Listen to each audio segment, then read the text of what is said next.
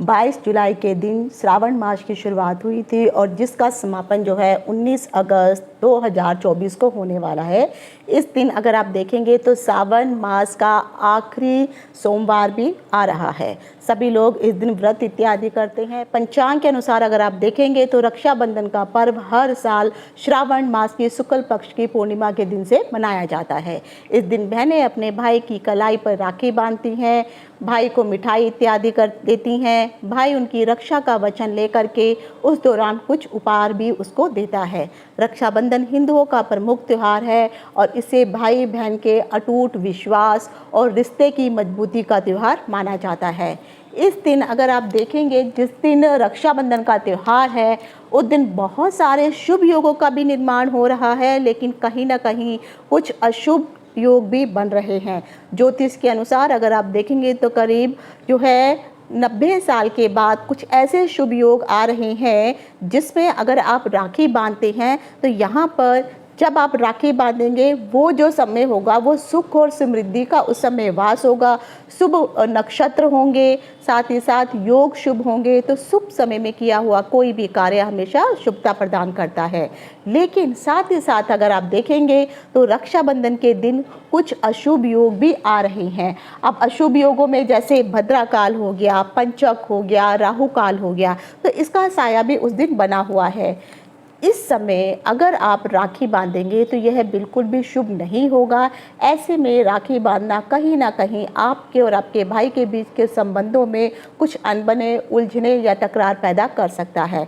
तो आखिर राखी के दिन जो है मैं आज आपको बताने वाली हूँ कुछ 8 ऐसे शुभ मुहूर्त हैं जिसमें आप राखी बांध सकते हैं। साथ ही साथ शास्त्रों में तो ये भी कहा गया है कि ब्रह्म मुहूर्त भी राखी के लिए बहुत शुभ होता है। तो वो समय कितने बजे का है जब आप राखी बांध सकते हैं, राखी बांधने की सही विधि, और जब आप अपने भाई को राखी बांधेंगे तो उस समय एक मंत्र का उच्चारण अवश्य करना चाहिए, ताकि जिस पर्पस से या भाई की रक्षा के लिए, उसकी लंबी आयु के लिए आपने उसको राखी बांधी है, उसमें वो सटीकता, शुभता भी आ जाए।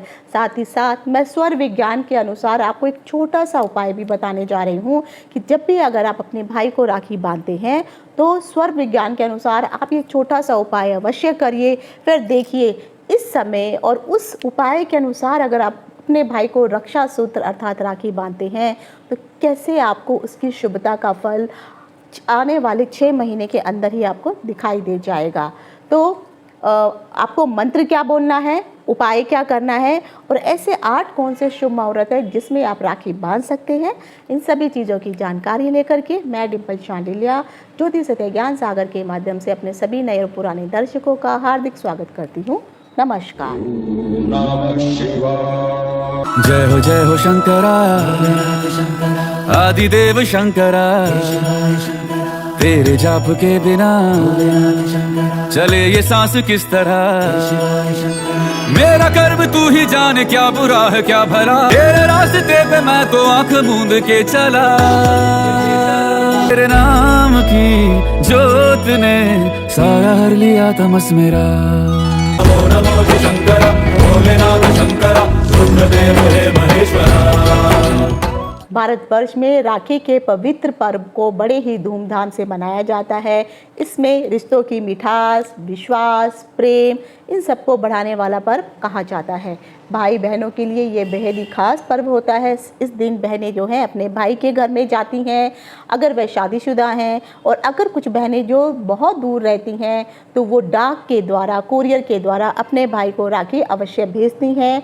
उनको राखी बांधी जाती है, उनकी लंबी आयु की मनोकामना करती हैं, और इस दौरान भाई भी अपनी बहन की रक्षा का जो है वचन लेता है। अब यहाँ पे रक्षा का वचन जो होता है, ज़रूरी नहीं है कि रक्षा सिर्फ एक ही तरीके से होती है, चाहे वो फाइनेंशियली रक्षा हो, चाहे वो फिज़िकल रक्षा हो, चाहे वो कोई किसी और सपोर्ट के लिए हो। तो यहाँ पर ये वही वचन होता है जब भाई लेता है, जब बहन उसको राखी बांधती है। और राखी बांधने के पश्चात अपनी क्षमता के अनुसार वह जो भी हो बहन को उपहार अवश्य देता है, क्योंकि बहन को खाली हाथ नहीं भेजा जाता है। रक्षाबंधन के दिन उस दिन 3 से 4 शुभ जो है योग पड़ रही हैं। सबसे पहला योग है वो है सर्वार्थ सिद्धि योग, उसके बाद आ रहा है रवि योग, फिर शोभन योग, और उस दिन जो नक्षत्र आ रहा है श्रवणा नक्षत्र है, जो चंद्रमा का नक्षत्र है।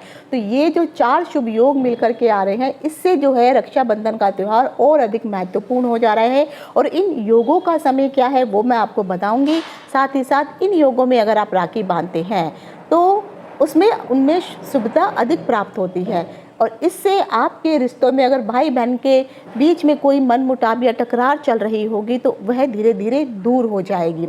लेकिन साथ ही साथ यहाँ पर भद्रा काल, पंचक और राहु काल का समय भी देखने योग्य होगा, क्योंकि वैसे तो देखा जाए तो राखी का पर्व भी पूरे दिन का जो पर्व है वह शुभ पर्व होता है, लेकिन फिर भी कई बार पंचांग के अनुसार इन चीज़ों को देखना भी ज़रूरी होता है। इस साल अगर आप रक्षाबंधन का जो त्यौहार अगर आप देखेंगे तो 19 अगस्त को मनाया जाएगा, और 19 अगस्त को जो भद्रा का जो समय है सुबह मैंने यहाँ पे लिखा हुआ भी है, तो यहाँ मैं बता रही हूँ। तो यहाँ पर भद्रा का जो समय है सुबह 5:35 पे जो है भद्रा शुरू हो जाएगी, और यह दोपहर के 1:30 पर यह भद्रा काल जो है समाप्त होगा। उसके बाद अगर आप देखेंगे तो रक्षाबंधन के दिन जो है राहु काल भी पड़ रहा है, क्योंकि सोमवार का दिन है, तो सोमवार के दिन जो है राहु काल की जो शुरुआत होती है वो 7:30 बजे से लेकर के 9:08 पर जो है ये राहु काल जो है समाप्त होगा। लेकिन फिर भी मैं कहूँगी कि आप अपने अपने शहरों और नगरों के अनुसार राहु काल एक बार चेक अवश्य कर लीजिए। उसके बाद जो है पंचक का समय अगर आप देखेंगे तो इस दिन पंचकों की भी शुरुआत हो रही है, लेकिन जो पंचकों की शुरुआत हो रही है वो शाम को 7 बजे से लेकर के ये जो पंचक है 19 तारीख की शाम को शुरू होंगे, और क्योंकि पंचक 5 दिनों तक चलते हैं तो इन पंचकों की जो समाप्ति होगी वो 23 अगस्त के दिन शाम को 7:54 पर, यानी आप कह सकते हैं 8 बजे के आसपास जो है पंचक समाप्त होंगे। क्योंकि रक्षाबंधन का जो त्यौहार होता है वह पूर्णमासी के दिन मनाया जाता है, तो उस दिन अगर आप पूर्णिमा देखेंगे तो 19 तारीख को 3:04 पर, यानी सुबह का जो समय होता है, जो भोर का समय होता है, उस समय पूर्णिमा की शुरुआत हो जाएगी, और ये पूर्णिमा जो है 19 तारीख की रात्रि 11:55 तक रहने वाली है। तो पूरा दिन पूर्णिमा रहेगी, और शुरुआत भी पूर्णिमा से, जो सूर्य उदय होगा वो पूर्णिमा के दिन से ही शुरू होगा। लेकिन अब आ जाता है, क्योंकि बीच में भद्रा काल आ रहा है। भद्रा के बारे में मैंने बहुत सारे वीडियो बनाए हैं और उसके उपाय भी बता रखे हैं, लेकिन इस बार जो भद्रा काल आ रहा है तो यहाँ पर जब भी भद्रा का वास पृथ्वी पर होता है तब वहाँ वो समय शुभ नहीं माना जाता है, तो उस समय कोई भी शुभ कार्य नहीं किया जाता है। तो पंचांग के अनुसार जो है भद्रा काल का जो समय है उसको अगर मैंने आपको बता दिया है, इसको छोड़ने के बाद आपके पास फिर भी 8 ऐसे शुभ मुहूर्तों का समय निकल रहा है जिसमें आप अपने भाई को राखी बांध सकते हैं। तो जो सबसे पहला जो मुहूर्त आ रहा है, तो आप जो है सुबह का जो मुहूर्त होता है ब्रह्म मुहूर्त, तो आप ब्रह्म मुहूर्त 4:24 से लेके 5:52 तक का ब्रह्म मुहूर्त है। तो अगर आप ब्रह्म मुहूर्त में भी अपने भाई को राखी बांध देती हैं तो बहुत अच्छी बात है। आप एक दिन पहले अपने भाई के घर चली जाइए अगर आप दूर रहती हैं तो। अगर आप इतनी सुबह सुबह अपने भाई को राखी नहीं बांध सकते हैं तो उसके अलावा जो है 19 अगस्त के दिन जो है आपको जो है अभिजीत नक्षत्र पड़ेगा। तो आप अभिजीत नक्षत्र भी आप अपने शहरों के अनुसार जो है देख सकते हैं, तो उस समय जो है आप अपने भाई को राखी बांध सकते हैं। तो जो अभिजीत नक्षत्र का मुहूर्त है वो तो मेरे यहाँ से 11:57 पर ये अभिजीत मुहूर्त शुरू होगा और 12:50 पर यह मुहूर्त समाप्त हो जाएगा। तो आप अपने शहरों के अकॉर्डिंग अभिजीत मुहूर्त देखिए। हाँ, ये ज़रूर है कि उस समय भी अगर आप देखेंगे तो शायद भद्रा का काल जो है समय चल रहा होगा, क्योंकि भद्रा का काल जो मैंने बताया 1:30 बजे तक दोपहर तक रहने वाला है। लेकिन एक चीज़ हमेशा याद रखिए, अगर कोई तीज या त्यौहार होता है ये अपने आप में वैसे ही पूर्ण शुभ त्यौहार माना जाता है, लेकिन अगर उसके बीच कोई शुभ योग और संयोग भी आ जाते हैं, तब भी ये जो भद्रा काल आ गया या आपके राहु काल वगैरह आ गया, तो यहाँ पर इन चीज़ों का भेद भी लग जाता है। तो जब अब अभिजीत नक्षत्र जो है, अभिजीत मुहूर्त जो है, वो अपने आप में बहुत शुभ मुहूर्त माना जाता है। तो आप चाहे तो 11 बज के मतलब आप 12 बजे से लेकर के 1 बजे के बीच में भी अपने भाई को राखी बांध सकती हैं। वो जो कुल का ये जो कुल 1 घंटे का समय रहेगा, आप इसमें बांध दीजिए। उसके बाद जो है, अगर कुल मिलाकर के अगर रक्षाबंधन का टोटल टाइम देखेंगे बांधने का, वो 7.5 घंटे का समय है जिसमें आप अपने भाई को राखी बांध सकती हैं।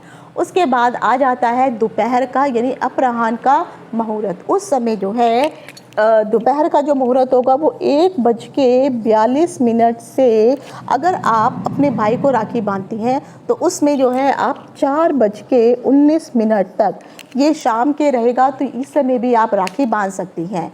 तो ये जो अवधि रहेगी ये भी कम से कम 2.5 घंटे की अवधि रहने वाली है। इसमें भी अपने भाई को आप राखी बांध सकते हैं। साथ में एक मुहूर्त आता है विजय मुहूर्त। विजय मुहूर्त भी आपको जो है इसी मुहूर्त के अंतर्गत ही आ जाएगा। वो 2:30 बजे से शुरू होगा और 3:30 बजे तक रहने वाला है। तो 1:42 के बाद का जो समय है, इस तो आपको दोपहर का अपराह्न का समय मिल जाएगा। साथ ही साथ इसमें जो है आपको विजय मुहूर्त भी मिल जाएगा। तो 2 मुहूर्त इसमें आ रहे हैं, इसमें आप राखी बांध सकते हैं। उसके बाद अगला मुहूर्त आता है प्रदोष काल। जो प्रदोष काल का समय होता है, ये संध्या का समय होता है जब सूरज ढलने लगता है। इसे हम गोधूली बेला भी कहते हैं, इसको हम अमृत काल भी कहते हैं। तो ये समय अगर आप देखेंगे तो 6:55 पर शाम को जो है ये मुहूर्त शुरू होगा और ये रात को ये 9:50 तक ये मुहूर्त रहने वाला है।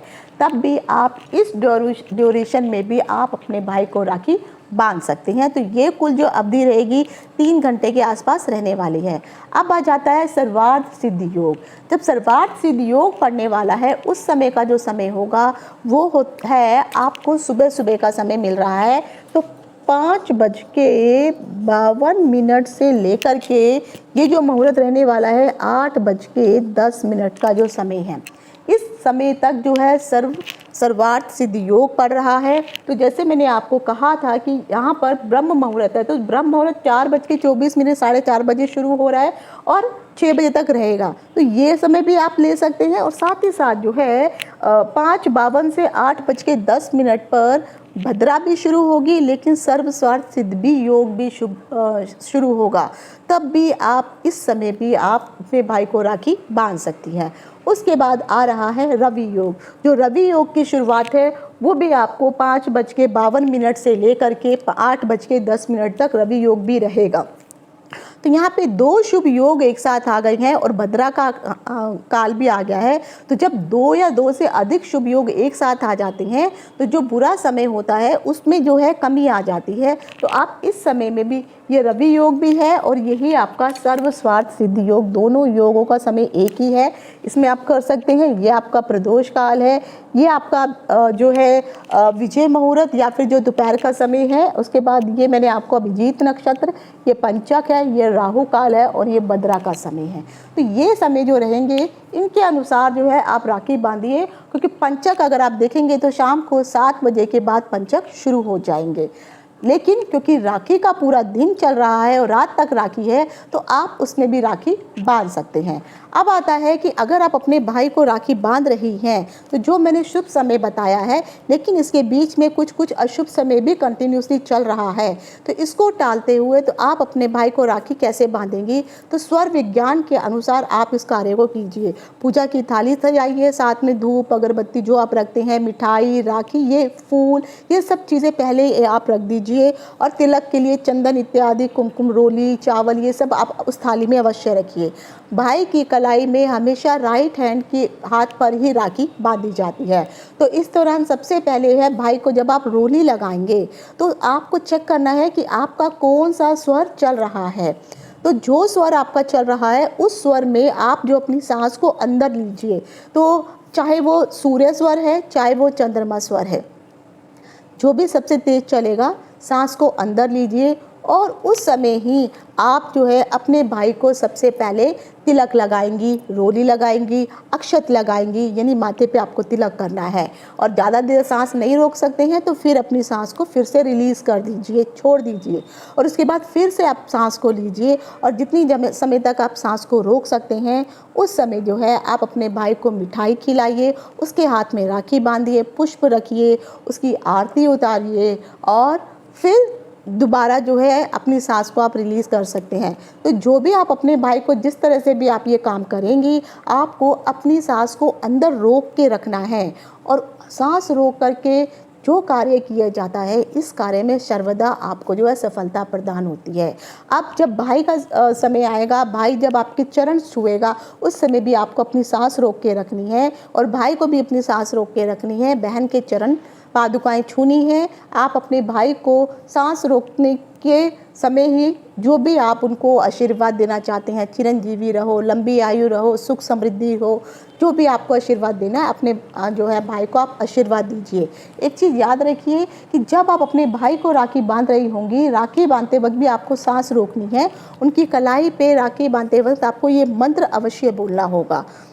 ये जो है रक्षा सूत्र के लिए हमेशा मंत्र बोला जाता है। तो मंत्र इस प्रकार है, एन बदो बलि राजा दानवेंद्रो महाबलम तेन तवम प्रतिबद्ध नमामि रक्षे माचलम माचलम। तो ये मंत्र को बोलते हुए आपको याद नहीं होगा तो एक पेपर में लिख के रख लीजिए और इस मंत्र का उच्चारण करते हुए आप अपने भाई की कलाई पे राखी अवश्य बांधिए। और जो मैंने उपाय आपको बोले हैं, समय बोला है, उसके अनुसार आप ये कार्य कीजिए। देखिए इस बार का जो रक्षा सूत्र आपने भाई को बांधा है, अगर दोनों के बीच में कोई अनबन है तो ये अनबन भी खत्म होगी, भाई आप और बहन के बीच का प्यार भी मधुर होगा। और जो भी आपने उसको आशीर्वाद दिया है, इवन जब भाई को भी जब दक्षिणा देनी होगी बहन को, तो उस समय भी वह अपनी श्वास को रोक के जो भी दक्षिणा या जो भी सामान देना चाहता है वह अपनी बहन को वो देगा। तो इससे जो है उसके घर में भी बरकत होगी और कहीं ना कहीं बहन का आशीर्वाद भी उसको प्राप्त होगा। तो ये थी राखी से संबंधित महत्वपूर्ण जानकारी। आशा करती हूँ आपको पसंद आई होगी। आप सभी को मेरी तरफ से रक्षाबंधन की हार्दिक शुभकामनाएं। इति शुभम, नमस्कार।